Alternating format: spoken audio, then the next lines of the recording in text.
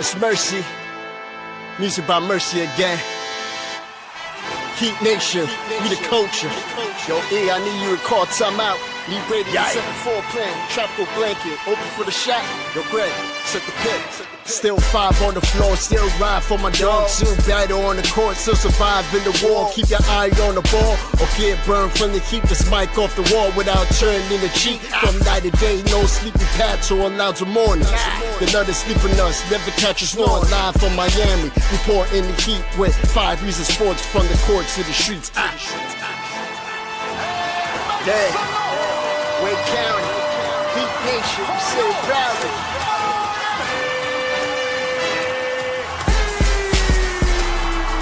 Welcome to 5 on the Floor, a daily insider show on the Miami Heat and the NBA, featuring Ethan Skolnick, Greg Sylvander, Alex Toledo, Brady Hawk, and others from the 5 Reasons Sports Network. Also, make sure to subscribe to Off the Floor for the most heat anywhere.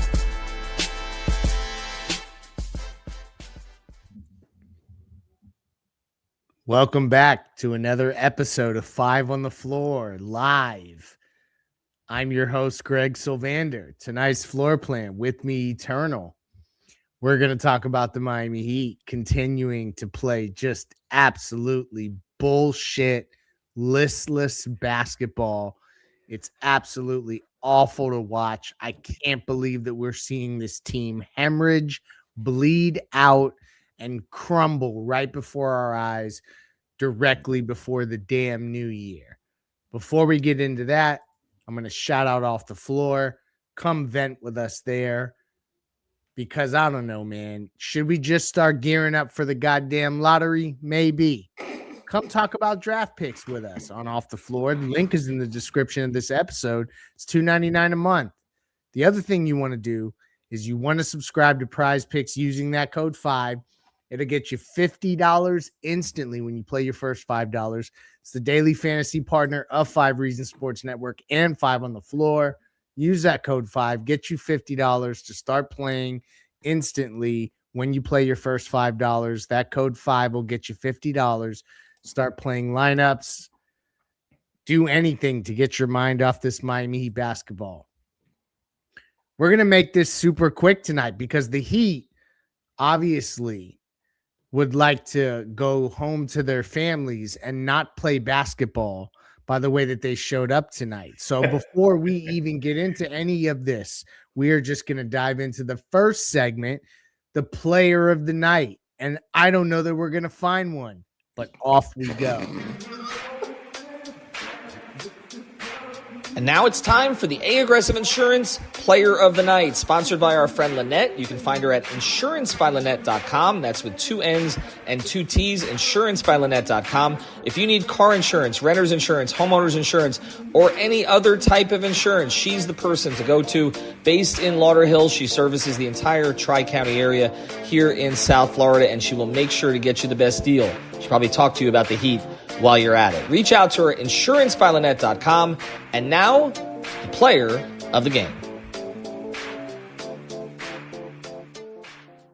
Well, clearly the player of the game was Bam Adebayo, as he had an impressive stat line just to piss off everybody in the comments coming in with Bam is a role player. Bam is a role player. He's the player of the night. Nah, for real though. Eternal, they couldn't stop Scotty Barnes. He even punched one on Bam's head. Scotty was awesome. But I also want to give a major shout out to Colin Murray Boyles. Yeah, that's who was going to be my player tonight. Talk about it. Like I felt like we're not going to spend too much time on this damn game, but he was awesome. He impacted a ton. Talk about what you saw. Honestly, I felt like before Scotty probably got those points in the third quarter, late third quarter, and early fourth, I felt like Sandro, excuse me if I'm mispronouncing his name, and CMB, Colin Murray Boyles were the players of the game. They both outplayed Bam and Khalil Ware. Listen, you and I and everybody in the chat could have outplayed the guys in the Heat jersey tonight. But Scotty ended up finishing the game with 27 points, 8 rebounds, 4 assists. And I'm going to say a number to you guys, and I want you to sit down as you hear this number. Colin Murray Bowles had 13 rebounds, right? Of those 13 rebounds, 9 of them were on the offensive glass. Oh, 9. He almost had 10 offensive rebounds, Greg. Like, offensive rebounds are normally like a clear indication of effort. He had 9. The Heat had 10.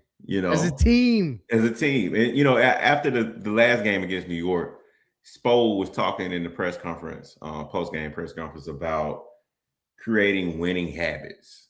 And to lose a game like that, where you fought to the end, basically. Yeah, that to competitive come out thing he talked about. Right. And you come out flat like this. Yeah. As far as player of the game, sticking what we talk about, I would say it would be those two, and obviously you got to tip your hat to Scotty Barnes. Yeah, it's tough to talk about because this team just they look like they're falling apart. They've lost 9 of 11. Tonight they shot their worst field goal percentage of the season. Just if you talk about total field goal percentage, they were at 40%. Shot 26.7% from 3. Out rebounded by 10, 17 turnovers. Just everything. There's nothing that you could point to and say, well, that's a positive, other than Jaquez finding his rhythm more and more, but it's in losing efforts. I'm out of answers. This team has a stretch now against Atlanta, Indiana, and Denver. And I don't know. They're a 500 basketball team now. Boston has ascended in the conference all of a sudden. All these teams are passing them, and they continue to lose games. This was one I thought they had to get up for, Eternal, and they didn't show up at home. They had to have this one. We talked about it on Off the Floor.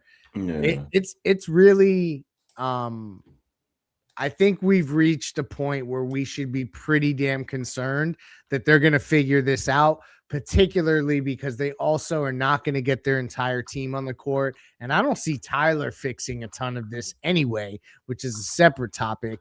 Let's just dive right into the Mobile C Arm and Staffing play of the night, whatever the hell play it was. And now it's time for the X-Ray of the Play of the Day, brought to us by our friends over at Mobile C Arm and Staffing Services. Nelson and his team will bring the X-ray equipment and the staffing to you. If you work in a hospital or a medical office, get a consultation today at c-armandstaffing.com or give them a call at 561-891-9620. Their fleet of trucks at your service. Again, it's Mobile C Arm and Staffing Services, 561-891-9620. And now, the X-Ray of the Play of the Day.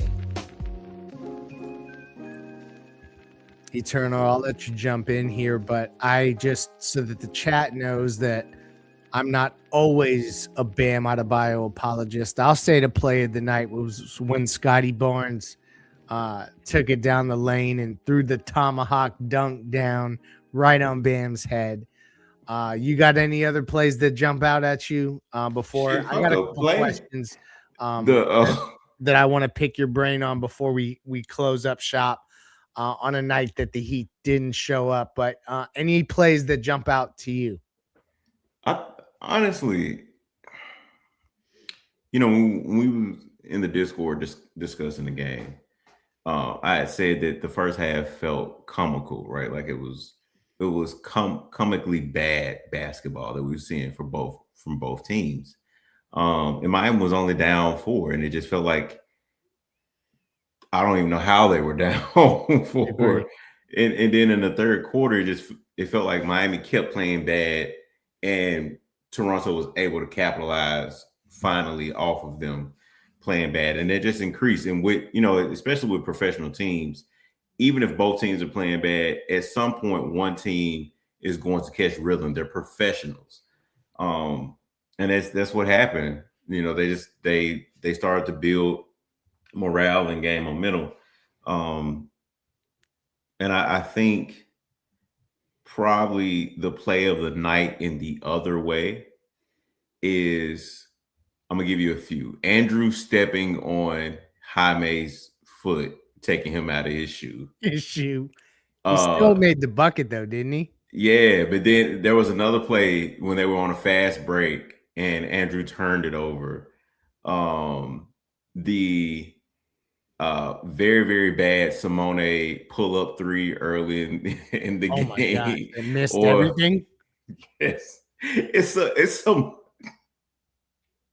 they had a fast break that just didn't go nowhere. I'm excited to see Kasparas Yakachonis get minutes. It's cool to see Spo is letting him play with Davion and Drew both out on the court. But I'd be lying if that one play where he kind of like fumbled the ball behind his back and then made a quick that was bad. pass and it was a turnover. Those are those moments that these young guys are going to have to play through. We're highlighting all of these plays that went wrong because I think it's important that we don't try to sugarcoat anything. Oh no, they've been bad. I'm glad you said that, right? And I know people are like, for whatever reason, whatever your agenda is, I'm not going to get into. I can objectively sit here and say that Miami has not been playing great, and specifically Bam as the captain of the team, and as somebody who has proven himself on multiple occasions in the playoff, has not been playing great. The defense was defensive player of the year level to start the season. It has not been that. And that's been the biggest thing to stick it out to me, because we don't normally see Bam get beat off the dribble. Normally, if you see Bam, somebody get him on a couple of moves or whatever and get past him, he's normally able to recover, challenge the shot, or get a block. We haven't seen it. I've seen too many guys that have no business getting by Bam, getting by him, finishing at the rim, or him not giving second chance efforts for challenges and stuff like that. And it's just unacceptable for the captain of your team, especially somebody that's the flag bearer of heat culture of the franchise and the face of the franchise and things of that nature, right? That's your standard for effort and all of that stuff. We ain't been seeing none of that effort. And I think that's alarming, especially when you have Dwayne Wade talking about the effort that they gave in the cup game against the Magic, when you have Spo bringing up the effort in game to them about the effort that they gave, and talking about having to build winning, ways like the New York Knicks. Spo had to say we had to build winning ways. That hurts. Like the Knicks. We're trying to build to be that. That hurt my soul. They're not playing at the same level. For those of you that are watching and listening to this in November, forget Tyler, all of that. We saw teams make runs on Miami in game. They countered with runs. We're not seeing the counters. No. In November, in October, they were 14-7. Greg, this month alone, they had the worst record in the league. They're 2-8 in this month. Yeah. It's as bad as it can be. Bad. 9 of 11 they've lost now. They're at 500. And I don't see exactly what they're going to do to pull themselves out of this, other than they're going to have to kind of play through it. And I know that nobody wants to hear that shit, but that's basically where they're at. Norm also doesn't look great. I don't know if he's 100% healthy. He had a tonight, still found his way into 17 points, but he was at one point he was 1 for 8 or 2 for 8 or something like that. So everyone was bad. I mean, I guess this is what I'll say. Do you think that the Heat are going to be interested in making some sort of lateral move if this continues to look as bad as it does now, just to shake things up to get through the season? Or are they apt to just kind of sit on the roster, get through the year? I have my perspective on this, but I'm interested to hear yours, because Andrew Wiggins to me jumps out as a guy what are we doing here? It's like a polar bear in Texas. It's not. What do you think? It's like a polar bear in Texas. I felt like when they were playing well, and even when Andrew was playing well, it wasn't gelling, right?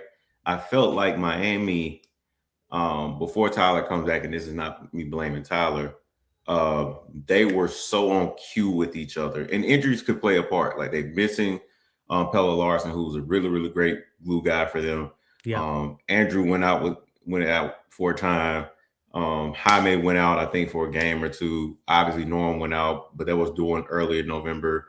Bam was out, came back, but then they were playing well after that. They had some spirited wins, but it doesn't seem like they are connected and know where each other are. Like they feel where each other are. They keep getting in each other's way. Even when Bam and Khalil are on the court or not on the court with each other, I've seen too many times.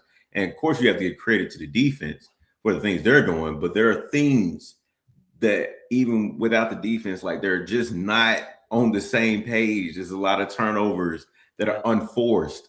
And they just don't seem connected. I think which we know they are, they want to compete. They're not trying to get a frozen envelope from Adam Silver to make up for the whole Terry thing. Like they want to compete. But that sounds like a cool concept. Shout out to those out there pushing that, but that's not going to happen. If they end up in the lottery, it's because some shit went way left, right? Yeah. But I do think, which we talked about before the season, that they probably need a consolidation trade. And I do think you got to make that trade. Get something back for Andrew or whoever else, like whatever. Like get something that doesn't take you out of the Giannis running and probably helps you. But it's all two things. Like clear up the roster a little bit and get some much needed help in some other places, because right now they look disjointed and they need a spark. Yeah, because it's a group that looks like they're out of answers, and so the spirit is out. Mm-hmm. The competitive spirit is what Spo calls it, and usually like you roll your eyes at the coach speak, but truthfully, that's really like you're looking at a team that is trying to figure out what the hell to do, and they don't know what is going to work. And now they've even reached a point with guys like Bam, who, because he's struggling, they're trying to mix in more pick and rolls and do stuff with him like that actually is kind of counter to the offensive philosophy that they were trying to lean into, because they recognize that Bam is in a slump. So it's like they're trying to get him out of that. And so they're just completely disjointed. And I don't know what the answer is yet. The Heat are in a tough stretch. It'll be interesting to see how they approach going forward. I don't get an indication that Tyler is close to coming back, and that just continues to add more questions. So for me, I am heading into the holiday break, and then we'll obviously have you covered for the rest of the games leading up into the new year. Not feeling great about the Heat's position. Eternal, your final thoughts before we close. Eric Spoelstra on the showing tonight. This is not what I would have predicted. I thought we were ready. It was a lifeless start. We can end the show there. That's it. Lifeless start. Good night. Everybody have a happy holidays. Stay safe. And shout out to everybody. Eternal, thank you for your time, because it looks like you and I are the only ones who showed up tonight. Peace.